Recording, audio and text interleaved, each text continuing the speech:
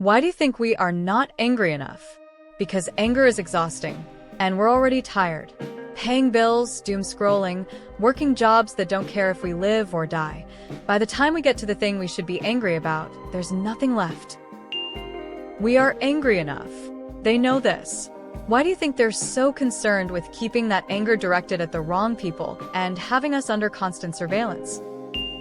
Imagine you were told you were going to prison for something you didn't do, and then you go to prison, and then you get violently assaulted, and then you get told to be happy and make the best of it. And the only acceptable reaction is just, okay, I guess this is life. Yeah, we ain't mad enough. I'm tired, boss. I think a lot of people are angry, just exhausted.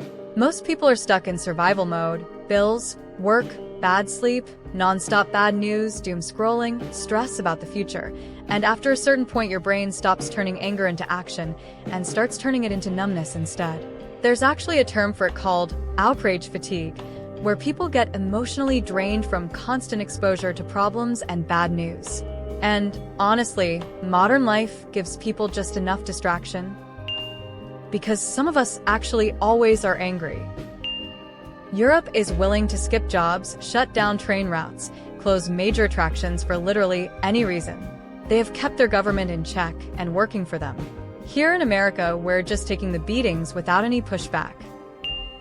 Most people don't have room for error or the luxury of taking time off for revolution.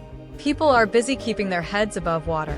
That's why we elect people to work on our behalf full-time. Instead, all they do is dunk on each other for political clout while we're out here being disappointed. I'm angry most of the time, you tell us? There is no blood yet. Because I have work in the morning. We are scared of authority, getting locked up, or worse, fear. We are.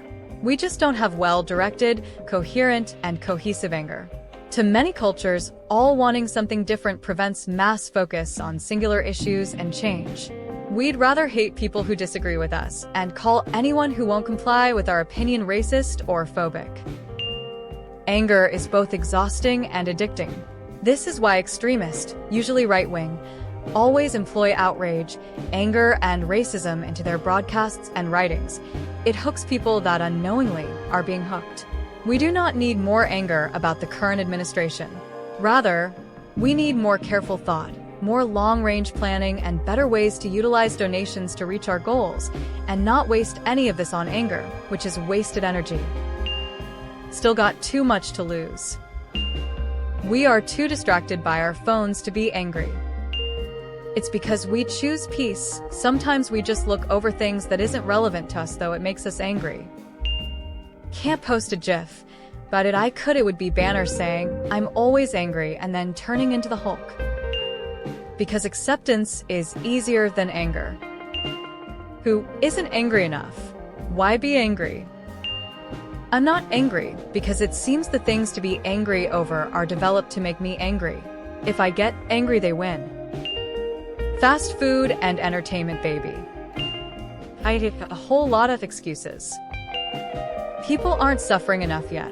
We're still in the "this is getting rough, but I can pull through" stage for most folks, and the ones who can are treated as shocking but distant exceptions.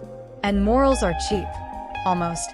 No one wants to ruin their life for something they just believe in without their own basic needs being threatened as well. I think the tipping point is at like 30% unemployment, I dare say. That's when heads usually start to roll, though unfortunately those can still be the creature comforts aren't gone.